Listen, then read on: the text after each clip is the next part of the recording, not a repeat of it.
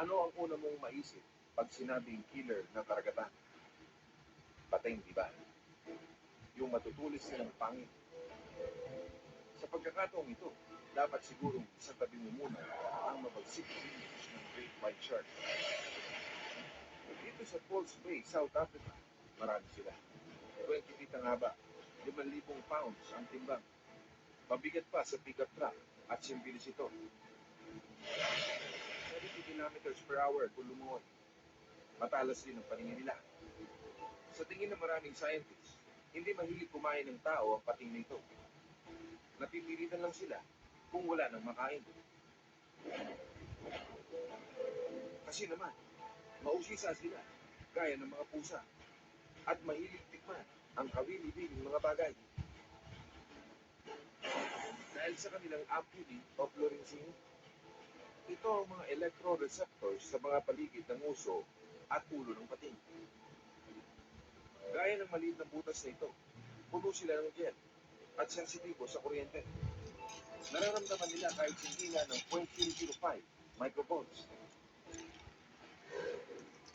Kaya naman nilalapitan ng pating ang anumang nagbubuga ng kuryente sa dagat, gaya ng mga buhay na hayop dito. At ang nakakapagpabuhay ng mga pating ito ay ang mga seals. Yan ang paborito nilang ulam. Mapapatalon sila pag meron ito. Nagagaya nila ang ginagawa ng mga balyanang lumulundag sa ibabaw ng tubig na kung tawagin ay drinking. Naloko ang mga pating. Hindi yan totoong seal. Maligid lang na hila-hila ng isang bangka. Pero pagtalon ng pating, pati sila pwedeng ipang-display gaya ng maligid. Alam niyo na ang hindi ganun kapangis sa tao ang mga pating. Kahit paubot ng tulis sa mga ngipin nila. Sa susunod nating kwento, ibang klaseng tulis naman nila ang masasaksihan.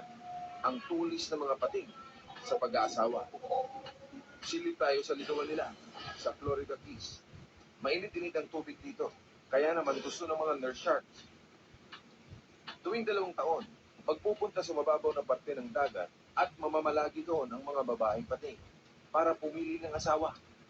Ikinapisin nila ang mga lalaking pating na naiwan sa malalim na parte ng dagat. Pag nakapili na si Mrs. na kanyang mister, lalangoy sila sa laot para magrumansa. Karinyo brutal, magkakagatan sila sa may palikpik, opeltic, and pectoral fins. Hindi ito masakit. Mas makapal kasi ang balat ng babaeng nurse sharks kaysa sa lalaki. Pupwesto si mister, ipapasok niya ang isa sa 2 clasper sa cloaca ni Mrs. Ang ibubuntis ni Mrs. mula sa 2 hanggang 4 na dosenang baby sharks at pwedeng iba-iba ang ama nila hanggang 6 na tatay. Lang ang pagkakakilala natin sa mga pating. Mas lalaliman pa natin. Siguro tinawag din siyang balyena kasi siya ang pinakamalaking isda. 65 feet ang haba, 10 tonelada ang timbang, triple sa laki ng Great White Shark. Isa pang pinagkaiba ng butangting sa karaniwang pating ay maliliit ang 3,000 ngipin nito. Halos walang silbi nga ang mga ito. Kaya itong si butangting, iba ang style sa pagkain. Sa dagat din ito, may dog snapper na mag-aasawa. Ang mga babae mangingitlog, ang mga lalaki maglalabas ng similya. Pero imbis na sanggol lang mabuo, ulam ng ating butangting. Filter cleaner kasi ang higanting ito. Parang vacuum cleaner ang higit ng 4 feet ang lapad. Mahihigop ang mga itlog, pero mailalabas ang tubig sa kanyang hasang. Madadali pati ibang itlog, gaya ng sa Cubera snapper. Sa malalim na parte ng dagat, gagawa ng ipo-ipo ang Cubera. Mamumuti ang babaeng Cubera, maaakit ang mga lalaki. Palilibutan siya.